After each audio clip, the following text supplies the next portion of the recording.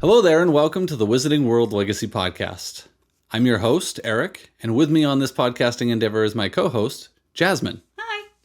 This podcast is going to focus on everything within the Harry Potter and Wizarding World franchise, with a particular focus on the upcoming HBO Max, or Max, series that was teased earlier this year, wherein the Harry Potter books will be adapted into a television series.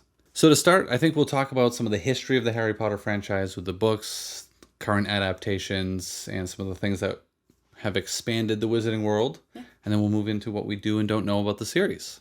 Sounds good to me. So to start, the Harry Potter franchise consists of 7 main books. True. Each of them follow the main characters, particularly Harry through 7 years of learning he's a wizard and becoming a wizard, and then other misadventures surrounding who he is as an individual within the Wizarding World. And ultimately culminating in his epic battle. Yearly battles. It's yearly. Which so graciously happens right before the end of term. It's just so nice. They're considering his education, which I do appreciate. Yeah, and it's a great way for Dumbledore to just slide in some points into the Gryffindor tally there. Oh. Yeah. I mean, yeah, that is. Because it would be awkward if he slid them in earlier. Yeah, if he's just like, they sang the school song better than anyone else. 50 points to Gryffindor. But also, can you imagine, like, midway through the term, he's just like, nah, though, here's 500 points. And everyone's like, there's just no chance I catch up to that. Right. Or they just come out into the Great Hall and they're like, wait, why is there so many points in the Gryffindor one? And yesterday, we were in the lead. This doesn't make any sense. What happened? Yeah. And then they learned that he broke all of the rules. But that would be classic Dumbledore. Honestly, yes. It would. That's valid for Dumbledore. So, looking back at the book series, again, it's encompassed by 7 main books. They each follow Harry Potter and then the Golden Trio through their year at Hogwarts, and typically some sort of battle or major conflict at the end, as most stories do. And those were eventually adapted into 8 films, with the 7th book being split up into 2 parts. The book series started off, I think it was like 10 years, well, more than 10 years before the movie series started off. Yeah. But all the books hadn't been written yet by the time the movies started coming to the silver screen. And it's a classic these days. We're making TV shows where we're writing books and not finishing them, so you don't know where they're going to go. Game of Thrones. Game of Thrones. Outlander. Yep. Definitely a theme. It's fine. And a lot of them tend to be on these big budget networks like HBO Max or Max Now. Yeah. And Starz and things like that. And we'll get into why that might have some significance. But a lot of people felt that the first couple of books were adapted pretty well, I think, into movies. I think part of that comes down to the nostalgia factor for people who are rewatching them, and part of it comes down to the fact that it was the first movie representation of something that, until then, we'd really only imagined in our heads. Right, definitely. So, in terms of adaptations, as they went on, as seems to happen with a lot of the other series we're hinting at, people became, I think, a little bit more particular about how the books were then adapted and what was missing, sort of different tweaks to the major events to make it flow as a movie. Because, of course, one of the main limitations when making a movie out of a book is time. Right. So unlike, in the Prisoner of Azkaban, they didn't have time turners to be able to, film everybody when they were the right age. Right, that would be idyllic. And speaking of age, we're talking about the characters and the actors in and of themselves. And they had to be the age of the characters they portrayed. And we're going to get into that in a future podcast. But there were definite limitations in transposing a 300 to 800 page book down to a 2-hour movie. Yes. And back then, it wasn't common to have movies that had a runtime of 3 hours plus. We have that, Lord of the Rings. on a semi-regular basis now. Fair. But we definitely didn't have it back then. No. So beyond the limitations of time, there's also certain liberties that a screenwriter is going to take in order to distill all that down into a cohesive movie. Because unlike books, where everything has to be stated to you, either through dialogue or through description by the author in the narration of the scenes, we're just shown it. right? Movies are shown to you, books are read or Right. told to you, right? Unless we have an overwhelming amount of exposition, Right. which is the worst. And so you do see that in current films. Watch any Marvel movie, and there's going to be a scene when the main characters sit down and there's this dumping of exposition, which is like, all right, we need to fill in the audience in a way that makes it look like we're having a conversation, but the real world, nobody would do this. Right, exactly. So there's always that one person that just doesn't know. Explain this to me, please. Yeah, and then there's that one person who seems to know everything and explains it thoroughly. Just makes it make sense. So when you want to avoid those kind of things in movies, you really just have to figure out what can I just get rid of, what is not totally essential to the plot, but then how do I make sure that it doesn't create gaps in the plot, or how do I make sure that major events can still take place but make sense? Which is even harder when the authors haven't written the books Right. completely all the way through, because Right. if you have an event that takes place but then shows up Later. 6 books later, Yeah. if you remove that in the first movie, you've removed that plot point from the 6th movie. Definitely. I definitely agree with that. Not great. And again, we've seen that happen on major TV series as well. But in movies, you've kind of got this snapshot to make everything happen, and you got to make sure it's as cohesive as possible. And that ended up being one of the sticking points, I think, for people who had gripes against movie versus book. You definitely saw a lot of that when the first additional, I guess, piece of content came out, The Cursed Child. Yes. People either loved it because it was more Harry Potter content and they didn't care, they just wanted more, or they absolutely hated it. There were so few people in the middle on that, because there are aspects of that that totally go against canon from the books. Right. So people really got up in arms about that. It's a lot. But, you know, it was written to be a stage production. It wasn't written to be a book. It wasn't written to be a play. And so sometimes you have to take some liberties in modifying the storyline to make it work for that. Absolutely. And I'm not defending it, because hardcore fans of the Harry Potter franchise definitely take issue with with all the things that happen there. So I guess when we're looking at the fact that there's already been a full movie adaptation of the books, and while there were major changes to some of the plot lines and discrepancies when it comes to events that occurred in the books versus the movies, they did more or less represent the entire storyline as it took place in the books. A fairly, I think we could agree, right? Fairly faithful adaptation. Fairly faithful with some massive holes. Well, holes, or, you know, just sort of telling the story differently so that you could leave out other plot points altogether. Fair. Yeah. With that said, here's some of the things we know so far about the upcoming TV franchise. Absolutely. The upcoming TV franchise is going to be overseen by J.K. Rowling, according to all the news outlets that have sort of talked on this. And she intends to make this a faithful, complete retelling, I think is the phrase she used, right? Yes. Of the books. A lot of us have asked for that for a long time. Very long time. And it's interesting because I've had this conversation with family members who know I'm obsessed with Harry Potter. And their take is, I mean, the movies aren't that old. Why would you remake the series already? Like, nobody's going to turn it into a TV show when the movies aren't that old. Right. But the reality of it is, we're coming up on the 30-year anniversary of the movies in just a couple of years. It's not the movies, the books. The books. Yeah. But it's crazy to think of. It is, because the first book came out in 1997. Right. Right? Year I was born. The year you're born is like 10 years after I was born. But the first book came out in 1997 in England specifically, or I should say in the UK specifically, under Bloomsbury Publishing. And it was only 500 copies of the book originally printed, because the publisher who picked it up basically threw an excerpt from the book, I think it was the first chapter or first 2 chapters, to his granddaughter. And she read it and she was like, "Granddaddy, I need to read the whole story. I need to know what's going to happen with this boy who just found out he's a wizard." Oh my God, really? Really, yeah. And he's like, "Oh, so you actually like this book?" And he just thought it was kind of like a throwaway. They were kind of looking for new, fresh ideas for new books in the publishing company, Bloomsbury. And they picked it up and said, okay, we're going to release it with a limited run.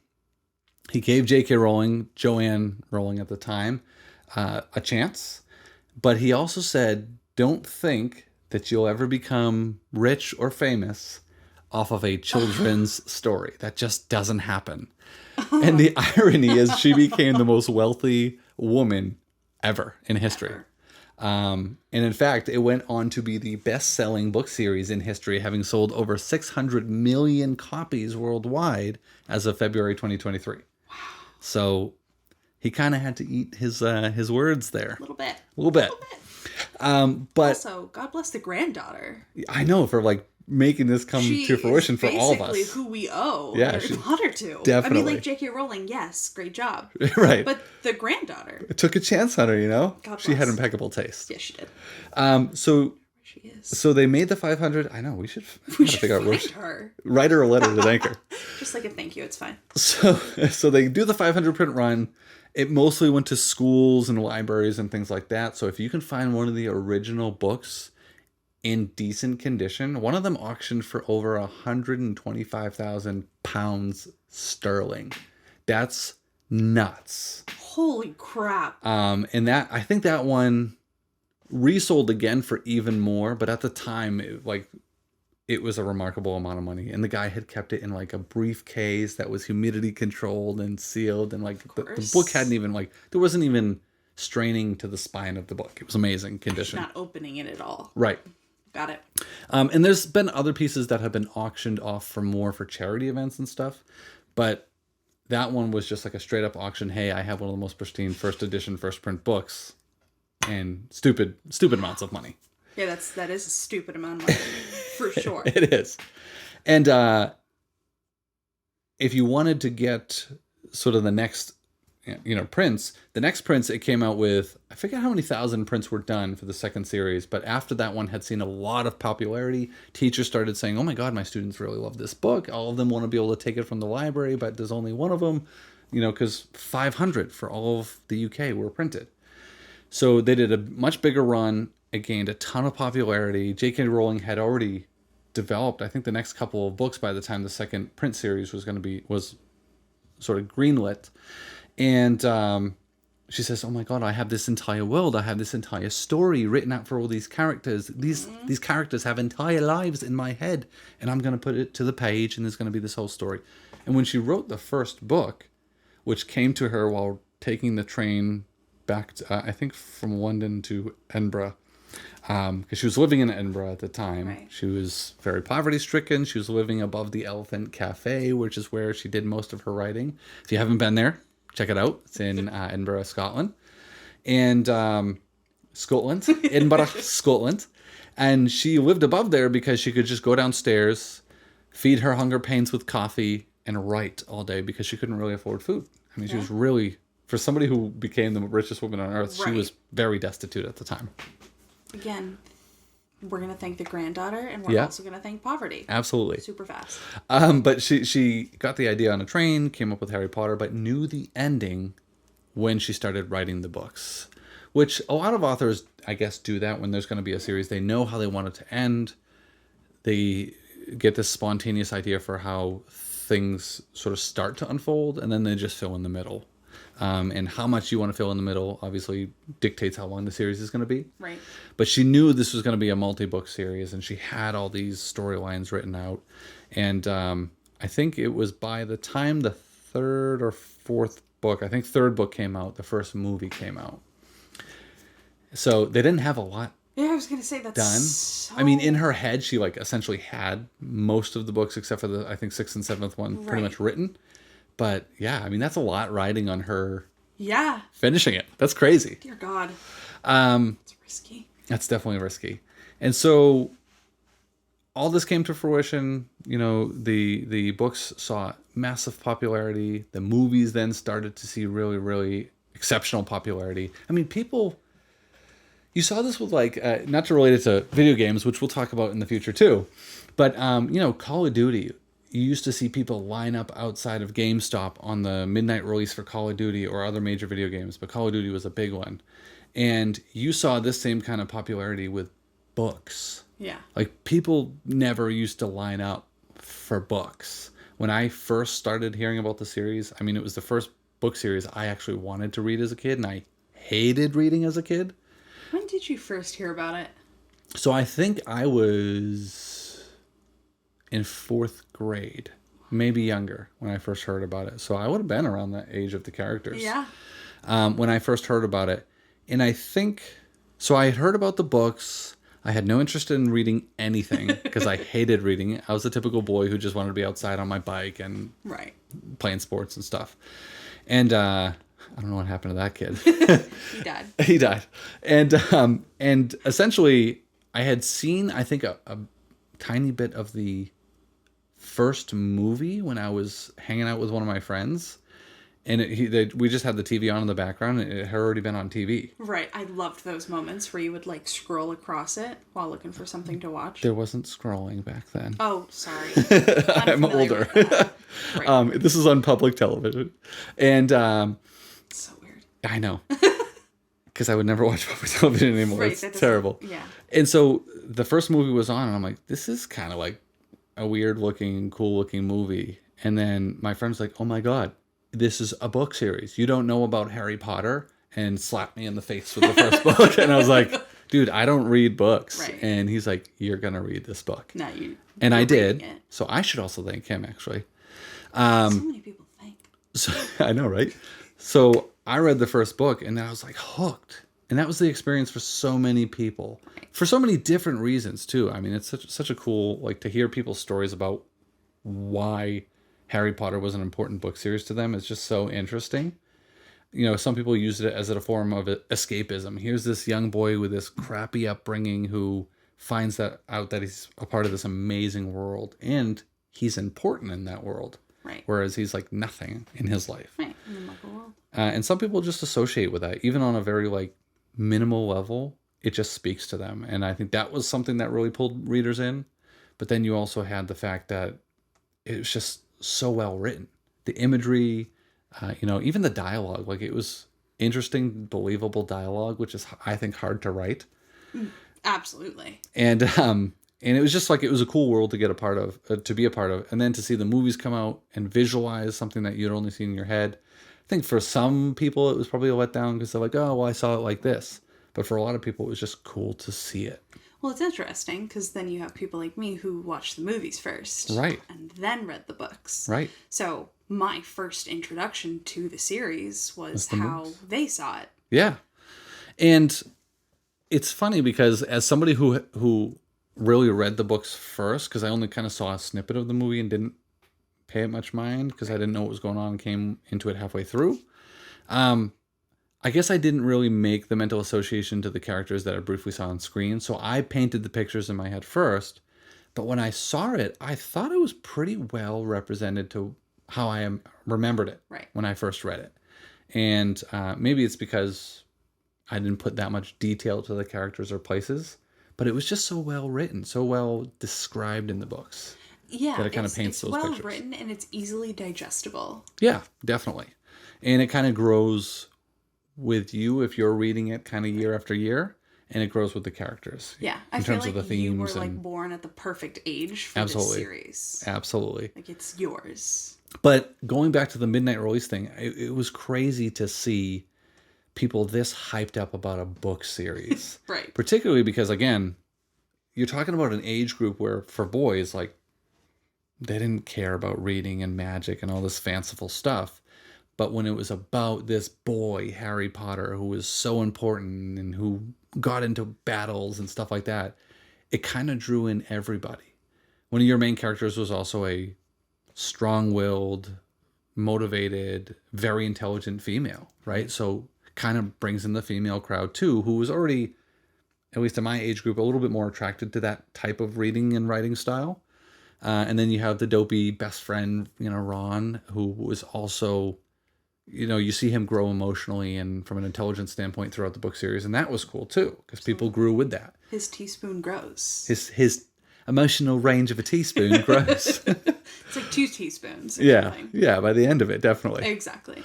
So I guess I'd be interested, before we delve too much into what we know about the series, what was your experience like in I guess, first learning about the series and seeing it for the first time, and then reading the books?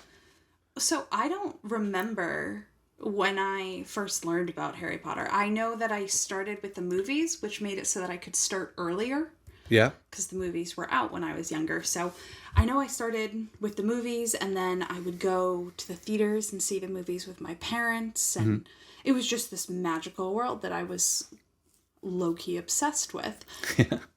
But it still didn't intrigue me to read them. Sure. I very much do not enjoy reading. So Yeah. I was vehemently opposed to reading them. And it wasn't up until last year that I think I actually finished, maybe the year before, that I finished reading the book series. But you had read, what, up to the fifth one prior to that, right? Because I know when we met, you had already read at least a few of them. No.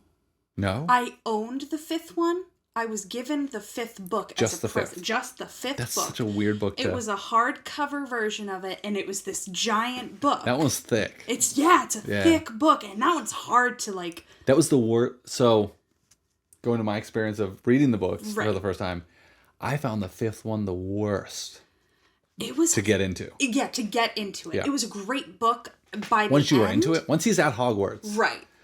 But like It was hard to read. rough. I was like stoked to get on with the next year and figure Right. out what's going on. And I picked up the fifth one and I'm like, the hell is this?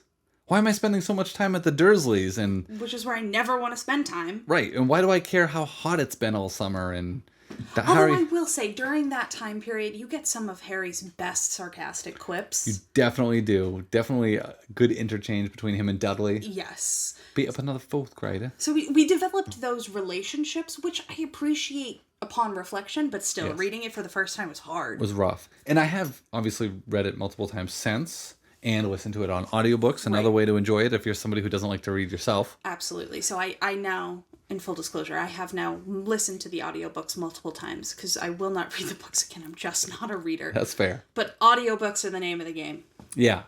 I've got kids, so I'm rereading them to them with the illustrated editions, which are another, I think, great way to enjoy them because, you know, it captures your visual interest as well.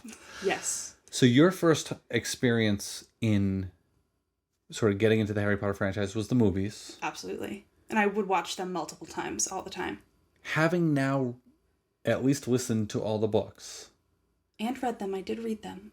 Okay, so regardless, having heard, ingested all the book content now, do you find that it would be possible that somebody who watched the movies might be confused by some of the missing aspects of the storyline? When you watched it for the first time, did you at any point go, how did we get here? Or that doesn't make much sense, or feels like something's missing? Did you have that experience? No. I mean, Okay. to be fair, I wasn't intellectualizing too much. Okay. I've always been, I mean, like, it's how I feel about music is I don't really listen to the lyrics. It's really just about what the it music sounds makes you like feel. and how it makes me feel. And so Sure. when I was watching Harry Potter, I was looking for how it made me feel and also just working on memorizing those lines because The I'm quotes? pretty good at quoting them. It's a quotable series for sure. I'm really good at it, so that's what I was doing. It's fine though. She is very good at quoting it. All right. So from somebody's perspective who's read it first, I often find that I would think someone would be confused watching the movies with a lot of the details missing, particularly when it started to get further into the books and they became more detail and backstory heavy. A lot of the backstory was left out in the movies. It absolutely was, and it's the kind of thing where I wasn't confused when I first watched them, but going back and reading the books, I was floored that the information wasn't in there, that I had missed so much. Yeah. And I don't know how it's hard. You know, it's hard now, like 15, 20 years later, from the first time I ever saw the whole story or heard the whole storyline, read the whole storyline, whatever. It's hard to think of whether or not I was thinking that much into it the first time I saw the movies. Right. I mean, when the last movie came out, I was already, I think, finishing college. And as much as you might like to think that you're a little bit more intellectual about things when you're, finishing your bachelor's degree at the time, I still wasn't a big reader. Right. And I hadn't recently just read the last book. Like, I wasn't one of the people who read the book and then watched the movie right after, Right. like knowing it was coming to theaters. I just sat there and tried to enjoy it as a cinematic experience. But that's something unique to you. Yeah, You tend to appreciate just cinematic experiences in and of themselves. I can even appreciate if something has a crappy storyline, but it's cinematically enjoyable to watch. I can still get past the fact that the storyline sucked. Which is a special trait. Most of the Marvel movies, to be honest. I mean, they're like kind of slash and repeat kind of deal for most of the Marvel movies. But not that I'm hating on them. They're cinematic masterpieces. But they're just that. So I don't know. It's hard. But then when you start getting into conversations with people, having read them multiple times, having watched them multiple times, sort of emphasizing to yourself, all right, well, these pieces of the book are just entirely not there. You do sometimes question character motivations and moving from plot point to plot point. Like, what motivated that to even happen if all this is missing? Right. It makes sense when I can fill in those details myself because I know they're there. Right. But how does somebody who's just seen the movies fill in those gaps? Or do they just not recognize they're there? And I think that's probably the case. Yeah, I don't think that they recognize they're there, but it's the kind of thing where once you've read the books or listened to the audiobooks and you think about the movies again, it's like, what? I'm sorry, what? Yeah. How on earth did I miss all of this? And it makes you think, why didn't I question it in the first place? Yeah. Like, why did I blindly accept this? Like, even my kids, who are 6 and the other one's going on 10, will be like, that didn't happen in the books. Or that's not how it happened in the books. And sometimes they're not actually correct. It is how it happened. But sometimes they are. Yeah. And it's like, if a 6 and 9-year-old are picking up on that, I mean, how did I miss it? Or did I miss it? And I don't know. To be fair, they are a special 6 and 9-year-old because they have been given one of the best Harry Potter educations at a young age that any child has ever received. That's fair. And they understand the importance of this series. Yeah. It's bred within their flesh and blood. So Definitely. That's an important thing to keep in mind with these two kids. However, when they can point out those differences, they do. It's honestly really impressive. Makes me feel a little bit bad that I didn't recognize it sometimes at first. And it makes me question if I did or didn't. Right. Yeah. Like, it's hard. So, in this banter back and forth, these are the types of things that come up when people are like, okay, well, if you're making another adaptation, are we going to see these same kind of issues? And so the question becomes, is it going to be, when it gets turned into a TV show, a truly faithful adaptation? And are they going to cut things out like they did in the movies? Are they going to add things in that maybe weren't in the books but were in J.K. Rowling's writings? Because for those of you who don't follow it quite as thoroughly, it used to be called Pottermore.com. I think it's mostly done through the Harry Potter fan club app now on like the Apple App Store and Google Play Store and all that. But it's essentially the same thing. And J.K. Rowling has sort of the vault of writings where she goes into entire storylines about seemingly minimal characters. Like, everybody she's written about has an entire lifeline in her head, a lot of which she's put down on paper, either again on her website or in the books. But are they going to add that kind of content in the television series, or do we think it's literally going to be page for page, word for word, the books? Well, I mean, I think it's interesting because while we're both Harry Potter fans, I have almost never read any of the information that's included in, the Harry Potter fan club. Or Pottermore. Or Pottermore or the Wizarding World. I haven't done that deep dive. Yeah. So to include that information feels not as faithful to the books. Like, if I think about what I'm looking for, I want a page-for-page adaptation. All right. So in the interviews that have happened with J.K. Rowling leading up to the announcement, it sounds like the way she's put it is, I want this to be a faithful adaptation of the books representing exactly what I put on the page. So it sounds like she wants to make it a page to page, word for word adaptation of the books. It doesn't. J.K. Rowling wants what I want. Got it. I think wants what most of us have asked for. Yes. Because while the information in those contexts is really interesting and tends to shed some light and create a lot of character development, Yeah. it doesn't necessarily, it's not required in the books and in what I hope this TV series will be. Right. It doesn't necessarily add to the overarching storyline that's happening. All right. So she's probably not going to add things in beyond what's in the books. Yeah. Based on what she said and based on the fact they're still going to have some limitations in terms of time and things like that. Do you think they're going to cut things out from the books? I think they're going to have to. How come? Just time limitations. And if you think about just the time frame of each individual story, I feel like they're going to have to cut some things out. I'm hoping the cuts are significantly less than they were in the movies, and I imagine they'll have to be because of the amount of content hours you'll have once the series is done. Yeah. So if you look at like the audiobooks, for example, I mean, you've got single chapters that are 30 minutes, 45 minutes, 18 minutes. Goblet of Fire in total is 20 hours and 36 minutes. Right. So when you're talking about a 20-hour reading it word for word book without having any of the showing part, that'd be a lot to fit in a season. But one of the other things that J.K. Rowling has said is if the series was going to be agreed upon and taken on by Max, formerly HBO, it would have to be that accurate retelling, word for word representation, and each book would get a season. So that means every school year gets a season. And depending on how many episodes they intend to do, you could stretch it out essentially over a school year. Yeah. In terms of how many episodes you release in your release timeline, even if you had a break. Like if you did a winter break, a lot of TV series, not necessarily HBO, but like CW used to do this. Other TV series used to have winter breaks.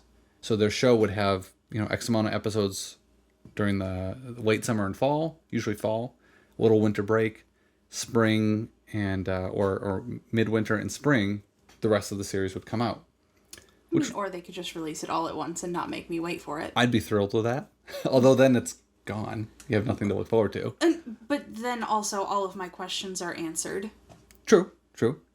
I'm not a fan of the week-by-week release schedule. I know. It just doesn't work for me. Instant Netflix streaming has ruined people's ability to wait for anything. That's how I started watching TV. That's terrible. I know it's terrible, but it's who I am now. Yeah. I can't fight it. So if they could just release it all at once, that'd be great. I know it won't happen. So a winter break could work. Yeah, so if you broke it up like that, and if you had enough episodes, I think it's reasonable to think that you could get everything in. Yeah. But if they were going to cut, are there things that were cut in the movies that you think would make just as much sense to cut in the books? I don't know. Are you going to be mad if they cut, like, characters completely out? 110%. Do you think it's sufficient to just infer through action and through snips of dialogue what happened or what is going to happen versus having to show it all? Or depends on what it is. Yeah, I guess that's true too. Like, I can't say that for everything, but for smaller things, I would say that we could mention it. Okay. Here's a scene that was completely, totally left out. Arthur Weasley was attacked by Nagini, and he ends up in St. Mungo's Hospital. Yep. And the trio goes and visits him there. When we see Arthur Weasley next in the movie series, it's back at Grimmauld Place. Right? He's just back and he's well and he thanks Harry and blah, blah, blah, blah, blah. But a lot happens when they visit Grimmauld Place. I mean, even in not Grimmauld Place. St. Mungo's. St. Mungo's. There's a lot that happens in St. Mungo's, and we learn what actually happened to Arthur Weasley and why he was in St. Mungo's for so long. Like, we're missing a lot of information. Yeah, how the impact of being bitten by Nagini and how her bites weren't like a regular snake bite. Right, exactly. In the movies, Arthur Weasley looks really bad when he gets back to Grimmauld Place, and if those are just from a regular snake attack... Right. I'm really concerned about that snake. Yeah. But if you add in the context of what happens in St. Mungo's and the poison that is involved. Yep. And the, Muggle Yeah, doctoring that happens. They try Muggle suturing. Yeah, that's right. Everyone's horrified by it, but they try it, and that explains why Arthur looks so rough when he gets back. It does, definitely. And then, of course, that sort of brings Lockhart back into the fold because they see him on the Janus Thicky ward. And they also see somebody else who has lost their mind, or two else's. Yeah, I was going to say. Who really aren't mentioned in the movies. I mean, they're mentioned super briefly. Yeah. I think in sort of two contexts. One, when Harry's learning about the Order of the Phoenix from Sirius and he gives him the photo. Yep. And Neville, whose parents were inferring, very, very briefly kind of gives the surrounding circumstances of that, but he doesn't talk about them being in St. Mungo's, and there's not that whole exchange, super awkward, for people being in that situation exchange, that kind of develops that level of respect and trust between Harry and Neville, which I think is really pivotal to the level of loyalty Neville ultimately ends up showing Harry. Right. And I mean, I think there's also the point that Dumbledore actually told Harry about Neville's parents, and Harry kept it a secret for that whole time. So in the movies, it makes sense when Neville says to Harry, like, oh, I'm quite proud to be their son. But I'm not ready for everyone else to know yet. Exactly. And I think that's an important thing to consider is, like, in that moment, Harry has already been told about it. Yeah. So we don't have to go back over it because the audience already knows what has happened. And how is that going to work out within the TV show when we're reiterating the same information to multiple people? Is that boring for the audience, or can we keep interest? But Ron and Hermione don't know because Harry didn't even tell them. Right. They only learn in the hospital. Yeah. And it's kind of like this awkward exchange of, like, Ron's like, well, what are you doing here, Neville? And, there's the whole gum wrapper thing. And it's kind of an emotional scene, honestly. It's really sad. I mean, if you put yourself in, even in Harry's shoes, who knows? Who really knows? Yeah. That's tough. I mean, put yourself in Neville's shoes. Not only is he visiting his parents who don't recognize him. Right. It's obviously terrible for Neville. But there's just so many layers. Like, his grandmother is there with him, who then meets Harry, Ron, and Hermione. Well, and his grandmother is there who meets them and who's kind of, like, been able to move on, like, accept what's happened and move on. Yeah. And Neville definitely hasn't. Absolutely not. And, like, I think it's so unfair and unrealistic to expect him to have. Right. Particularly as a kid. But I'm saying, even putting yourself in somebody who doesn't necessarily have the same emotional attachment to what's happened, Harry, right? I think that would be so terribly difficult to deal with even in his shoes. Yeah. Because you're like, that could have been me. I mean, first of all, it could have been him, and then you think about, like, the fact that you already know, but you're trying to keep it hush-hush. Right, and so he's trying to hide it from his friends. Yep. But he also can't, literally pull them away or, obliviate them. Right. The situation That'd be a little messed up. It's kind of like a train wreck. It's like a slow-motion train wreck that you're just forced to watch. Part of. Yeah. A part of and forced to watch. Yeah, exactly. It's weird. All of it is uncomfortable, but all of it is critical. Yeah. So, like, has to be in the TV show. Yeah, I think scenes like that, because they kind of, as you said, when Neville makes the comment, I'm quite proud to be their parents, but I'm not ready for everyone to know yet. Quite proud to be their son. Their son, yeah. He wouldn't be their parents. That's awkward. Weird. Time turners. I guess it kind of fills that gap a little bit, but I don't think it has nearly the same emotional impact, particularly if you're just seeing the movies and you don't know the true relevance and significance of that.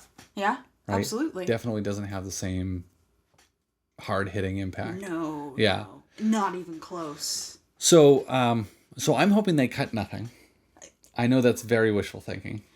I tend to err on the side of minimal expectations. But I almost think with maximum optimal results, it's fine. But I almost think if you do cut things, and if you do decide to sort of like parse it down because it's going to be on screen, then what the hell are we doing this for? Does it make sense to do another adaptation, particularly this soon, if you're just going to do the same types of things in terms of cutting it down? But I think we're looking at less cutting. Here's what I think we should do. I think we should listen to the audiobooks and start identifying things that could reasonably be cut. Could be cut. You should just put it out there. I'm just going to be like, nothing. Yes, I understand. Nothing can go. But if something had to go. I even think Agatha Timms needs to be there. If you know who Agatha Timms is, you got to leave a comment below. Absolutely do. And then you're a winner. You're definitely a winner if you know who Agatha Timms is. And don't Google it. You have to actually know who she is. Don't be that person. Yeah. Don't Revelio it on Google. Be better, be best. Do you think this adaptation's coming too soon? Do you think they would have been better suited to leave a little bit more time between the last movie and the first TV show? There's the instant gratification part of me that says, no, I want this now. And the fact that I have to wanted wait it years for ago. them to produce it is really a bummer. Yeah. But I was talking to my brother, who is just watching the movies for the first time. And he's very, very confused as to why they are making a TV show so soon. Because he's just seeing it for the first time. He is just seeing it for the first time, Yeah. but he has some semblance of understanding of when they came out. And he was still confused as to why on earth they're telling the same story. I think he was expecting them to tell, you know, a pre-tale or a post-tale.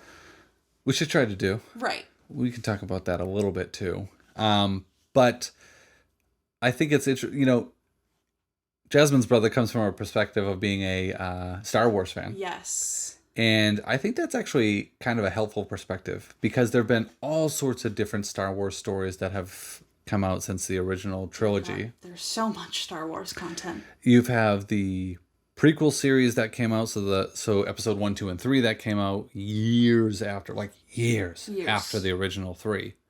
And then you've got decades after, right? Yeah.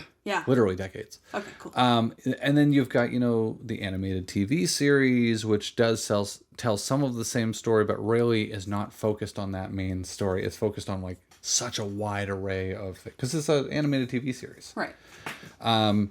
You've got the subsequent movies that we've had, like The Force Awakens and A New Hope and all that kind of stuff. But again, years apart, right? You had the original 3. Decades later, you had the episodes 1, 2, and 3. Several years later, you had, you know, the next few as Disney purchased the rights to from George Lucas to the films. They decided to expand it because it was a good IP, a good franchise to do that with. I don't know. You see, I've had conversations about it. I think as soon as Game of Thrones came out, because that was a book to TV adaptation. Yeah. And I saw that before we started watching the Outlander series, which is another book to TV adaptation that I think has been very well done. Agreed. I started thinking then, man, I wish they would do this with Harry Potter. And I think that's fair. I think Star Wars is a massively successful series, so I think their timelines have worked out well. But I think I think we've reached sort of a stage in media where recreations tend to be the name of the game. I mean, Disney just recreated pretty much every single cartoon. Every single classic. And turned it people into don't a like live it. action. But Yeah. some of them do. No, I mean, even like, so obviously putting the political and social kind of stuff aside, right? Even looking at something like Jungle Book, people are like, why the hell would you make a live action of animals for which you use 3D rendered animals and therefore it's not live action, right? Like it's kind of like retelling the same story because our Imagineers have no more imagination. And so we're not telling any new original stories. And I think that in and of itself has been like a big gripe for people. Fair. Which, again, I guess feeds back into the question, so should we be doing this? And I guess that leads even further back to my point of, like, if it's not exactly what people have been asking for, a word-for-word retelling of the books, what's the point? I don't know. Yeah. I think that's a hard thing to answer, and Yeah.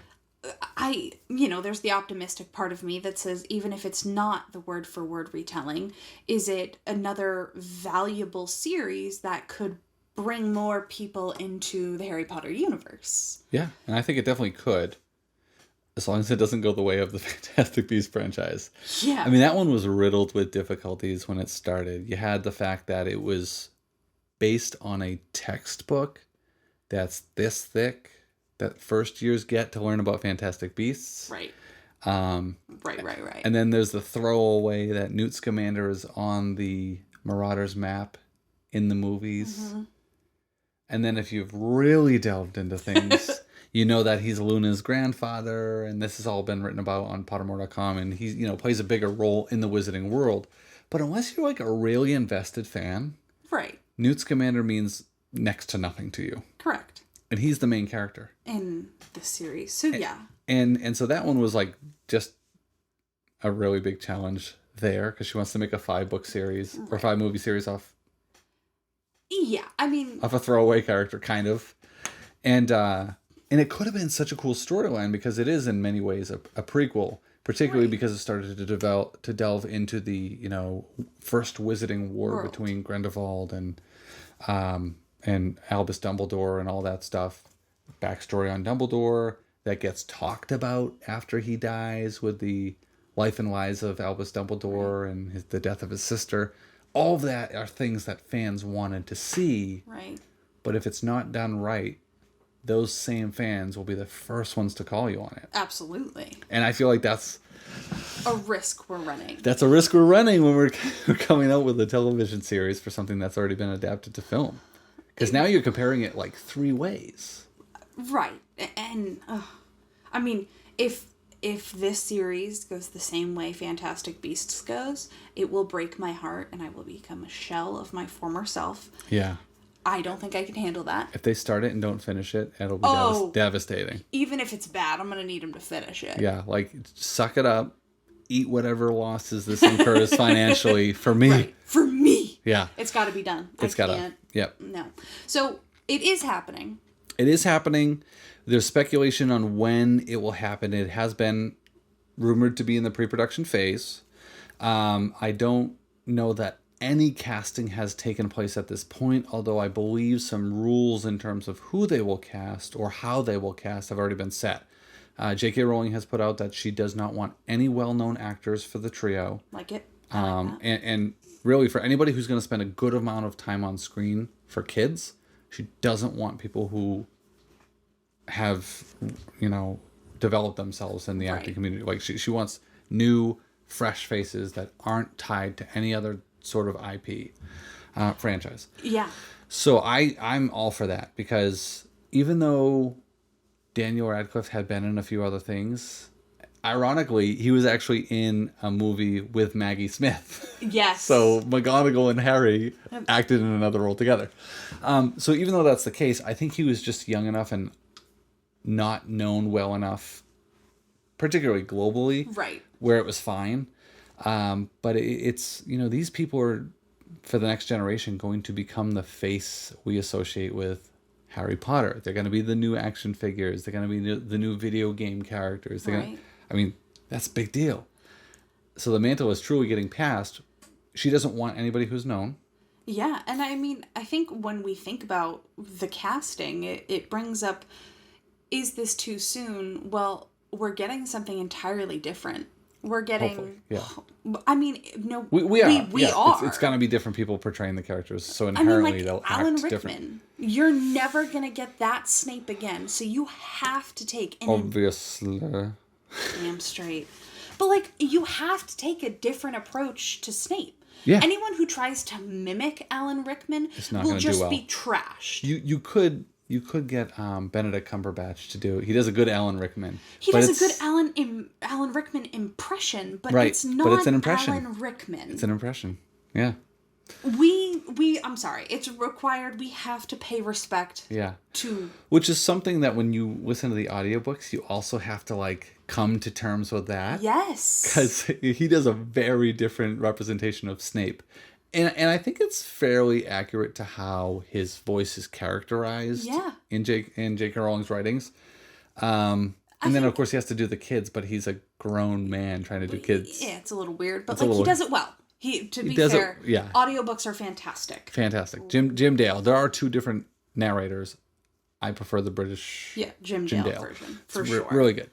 But when we're thinking about what the series is going to be, you will have different versions of these characters. One of the things I'm hoping for the casting is that the adults are the right age. That really was a annoying point to me. Right. Because Alan Rickman was late 40s, 50s when he was portraying Snape, I believe. He should have been late 30? 20s? No, yeah, like late, I think Late he should have been like 20s, 30 or early 31. 30s.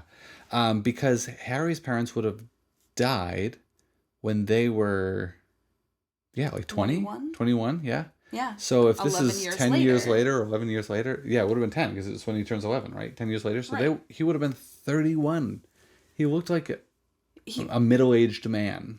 right. Which he should not have been. Right. And then Harry's parents in the photographs when he's seeing them, Even when or they're their ghosts, they're older, Yeah. right? Clearly in their 40s. Right. And like, not saying that you can't age in the afterlife, but I'm pretty sure those Right. are portrayals of what they would have looked like when When they they died. died. So, Right. generally speaking, definitely looking for. Better representation of the characters at the right age. Yeah, and I think overall it goes for that page for page Yeah, version adaptation. that I'm looking for in regards to, Harry's eyes. Harry's eyes gotta be green. They gotta be green. You I'm can't. so sorry. You can't And say you have your mother's eyes and they're literally They're two literally exact different blue. colors. Yeah, blue versus green. those are different colors. For those of you who are colorblind, I like to be representative. Yeah. They are different, and it matters. Yeah. So, Because I'm ironically blue-green colorblind and could spot the difference. So that's a problem. Impressive, and it is a major problem. Yeah. So overall, like whoever plays this, I'm sorry, kid, you either have to have green eyes or you're gonna wear contacts. And you're gonna suck it up. I don't Yeah. care if you get ulcers around your iris. You're just sucking it up. I'm sorry. This is too important to too many people. Yep. So like little things like that, like Hermione's hair. I mean, it should be just crazy, Right. untamable. Right. Right. And- And Harry's should be too. Like he shouldn't have a nice coif She of just hair. has like a cowlick. That's the Right. most messy part of Harry's hair. Right. It should be this untamable. And that goes back further into the Potter family. There's some significance of the fact that his hair is crazy because one of the ways that the Potters gained their wealth was by making the Sleek Easy hair potion, Yep. right? Like that's one of the reasons Harry is rich and his dad was this unemployed bum as Petunia tries to portray. He wasn't an unemployed bum. He It's was... not Petunia. It's Petunia tries to say convey that to she Marge was that he was Marge. unemployed. Yeah. Got you. He wasn't unemployed. He was independently wealthy. Like they were already wealthy. There was no need for him to work. His focus was on his family and not dying. You know, kind of an important thing to focus on. I don't blame him for that personally. Right. But I think casting the characters at the right age is important. I do believe from what I've read on HBO's press releases and on some of the news coverage surrounding J.K. Rowling's input on this, Right. she does still want to cast all UK actors, unless there's a reason not to. Like when they cast people from Beauxbaton Academy, Right. they will probably use people from France Right. or that part of Europe. When they cast people from Durmstrang, obviously that would be like Eastern Europe, so they're open to casting people from there. But they're not looking for U.S., Hollywood actors for this, which is great. I'm not looking for that either. Me neither. No, thank you. So British-born or Scottish-born or Irish-born individuals is who they want for their actors and actresses. And I'm good with that. I know it's going to limit their pool of people they can cast from, but there's, I think, probably plenty of talent to pull Yeah. from, even for the younger cast. That does not worry me at all. No. I do have questions about Draco's drawl. That is something that I would really like to see. Yeah, I do really like how Tom Felton portrayed Draco. Absolutely. I think it's hilarious that he tried out for Harry. Mm-hmm. That was the role he wanted.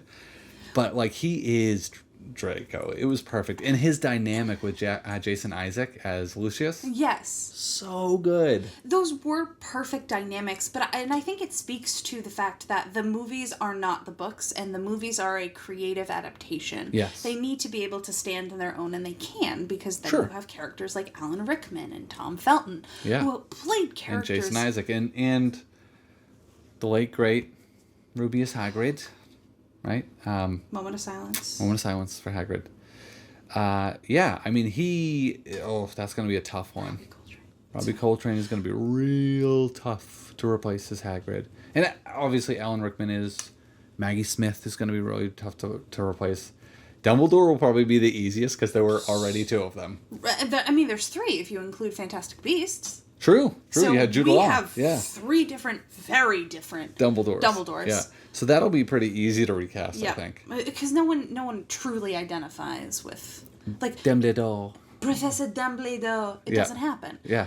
So I'm less concerned about Dumbledore. What is most important to me, though, is that no one is trying to mimic the movies, is that we are being as faithful to the books as possible, or putting a different creative spin on the characters. Yeah. I also hope that they don't try to change things to fit today's climate specifically. Fair. And take that how you will. I don't want them to necessarily change things to fit today's climate, because if it's going to be an accurate representation of the book was written for somebody who was born in 1980. Right. Right? Like, that's Harry Potter's time. So I want these kids to look like they're from the 80s. I want these kids to look like they grew up in that time. Right. And I want them to match the only, I guess, artistic representation we had for the characters, which would have been the book covers or the, like, tiny little illustration she did at the beginning of a chapter. And she signed off on all those. So that should be a good representation. And she actually, J.K. Rowling is a decent artist. Right. For anybody who hasn't seen the Skeleton book, she actually released a very limited edition run of the Tales of Beedle the Bard that was leather-bound with metal etchings over it and precious stones, and she actually did illustrate that herself. Wow. She's got all sorts of artwork with it, so she's a pretty good illustrator. I mean, it's not, something that's going to be posted. Well, maybe it would be posted in a museum, not because it's fine art per se, but she has an artistic eye, and she knows how she wanted the character, or knew at least how she wanted the characters represented. So I hope she stays true to that, and that she doesn't necessarily give in to social pressures to change anybody. I want everybody to be represented how she saw them in her mind when she wrote the characters, however that was. And I mean, I think it's important because the books are in the 1980s timeline where you don't have as much technology as we have now. So the second we start adapting for today's world, you have to kind of think about everything that would be included. Exactly. So, and I mean, the 1980s compared to today is slightly more idyllic, and that's part of the appeal of the Harry Potter franchise. I think so, yeah. I mean, even something as simple as in the later movies, we saw the Millennium Bridge. That didn't exist, right? The turn of the millennium didn't happen until after the whole Harry Potter franchise book series was done. Right. So that never should have made it into the movies, but it's like a major opening scene. Yeah, the Death Eaters destroy it. Yeah. So I'd like to see them stick as accurate as humanly possible to the things that we see on screen. Like, if it's gonna be there, right, it should be accurate to the original sort of mindset she was in when she wrote the characters, when she wrote the scene, everything. Yeah. I don't mind if things are reused from the original, from the movies. Like, if they used the castle that they built. Yep. I freaking love that castle. I also like that it kind of changed throughout the series. They actually added more to it over time. I think that's like exactly how I would have seen Hogwarts Castle. I wouldn't be opposed to them reusing it, but I'm also not opposed to them redesigning it either. Yeah, I mean, if it's like super, super, super well done, that's fine. I don't want it to be all CGI. Nope. Oh, God, no. I like the fact that they did you can either call it a miniature or they called it a bigature. So like a 1/36 scale sculpture, basically, of the castle. Right. That's how they filmed it, which I think is just so incredible. If you've never been to the Leavesden Studio Tour or the London Studio Tour for the Warner Brothers Studio Tour, it's not actually in London. It's outside of London. It's amazing. And you get to see the actual castle that they filmed for all the exterior scenes. And it's stupid how much detail is there. So because of all the hard work that went into that, I wouldn't care if they reused it. Right. But if they're going to redo it, it has to, I think, pay homage to her original, mental picture of the castle. And I think they did a good job with the one they built. Yeah. So, anyways, I guess here's to hoping that they stick accurate to it. And erring on the side of optimism, which I rarely do, but everything I've heard thus far... Yeah, is pretty... promising. Yeah. If J.K. Rowling stays completely and thoroughly involved, which is her intention is basically to have creative oversight for everything. As far as she has said thus far, she is not relinquishing creative control at all. I know some people have gripes about that because when it came to the Fantastic Beasts series, they thought the fact that she didn't have a history of a screenwriter is what kind of doomed it. But when what's his name? James Cloves? Or I know his last name's Cloves. When Cloves, who wrote the Harry Potter screenplays, adapted them to film, when he took over for the third movie, people hated the third movie the most. And maybe it was already doomed at that point. But he didn't. Steve Cloves, that's who it was. Got you. He didn't fix it, right? And so I don't think J.K. Rowling's inexperience as a screenwriter is what doomed it. I think the entire premise of it and how she tried to bring that storyline into the Wizarding World just wasn't as well thought out and implemented as it could have been. Right. So I'm hopeful that she remains in creative control over the whole series and has to sign off on everything. And I know that's going to create headaches for the producers and for the directors and the DPs and cinematographers. I know that's going to create headaches. It's just got to happen that way. In my opinion. That's just my opinion. I definitely think that it would be great if she remains in creative control. I also think it would be great if she brought in, really educated fans, I agree. Just to consult, because... I mean, I would love to get a day on set or a day in the development room, where she's in there, the screenwriter's in there, the director and producer in there, and they're saying, okay, here's chapter 1. Let's get through it. How are we going to bring it from the page to the screen? I would love to be in that room. Oh, absolutely. Even if I was just a fly on the wall, but if I got to contribute, that would be amazing. The Super Carolyn brothers, they do a lot of stuff. They do multiple franchises, but they do a lot of stuff on Harry Potter, and I think they're one of the best Harry Potter YouTube channels out there so far. They've also said, if we could be any way involved, it would be like a dream. And I think for any of us who are really, really into the series, it would be a dream, but that would be cool. I mean, overall, I think that perspective, because, the fans tend to know what they want, and... besides J.K. Rowling, who's going to really know the series as well as a diehard fan? Yeah, yeah. You kind of saw a little bit of that with the Hogwarts Legacy game, where they actually reached out to the community and said, this is... And it wasn't at large. It was more the developers community that were huge Harry Potter franchise fans. Right. And they said, this is kind of the way we're going with the artistic representation of this or of that. What are your thoughts? And the community gave feedback, and I thought they did a real good job sticking to a very accurate representation of the original story. Absolutely. Even their castle, right? That's what I was thinking, is the castle and all of the little details that are included in there. And it's not identical to what they used in the movies. Identical. We're identical. It's not identical to what was seen in the movies, but it was real good. It was more faithful to the books. I think it was. It was fantastic. But not Fantastic Beasts. Not Fantastic Beasts. But was fantastic to see and to be able to engage in. Oh, that was amazing. So we'll get more into that down the road. Oh, yeah. Definitely want to talk about the video games. Much to talk about there. But for now, we know there's a series coming. We'll talk about when we think that could be in a future episode, because there's precedence to think of when the series could come out. Here's hoping it's going to be a faithful adaptation.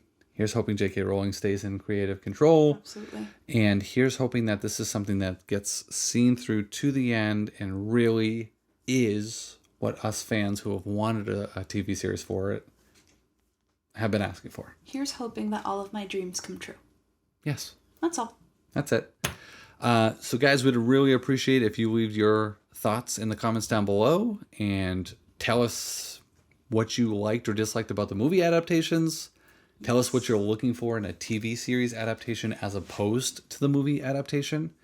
And let us know a little bit about your introduction to the Wizarding World. Thanks for listening to Jasmine and I banter back and forth about the series. Of course. And stay tuned for our next episode. Yeah, thanks for your time.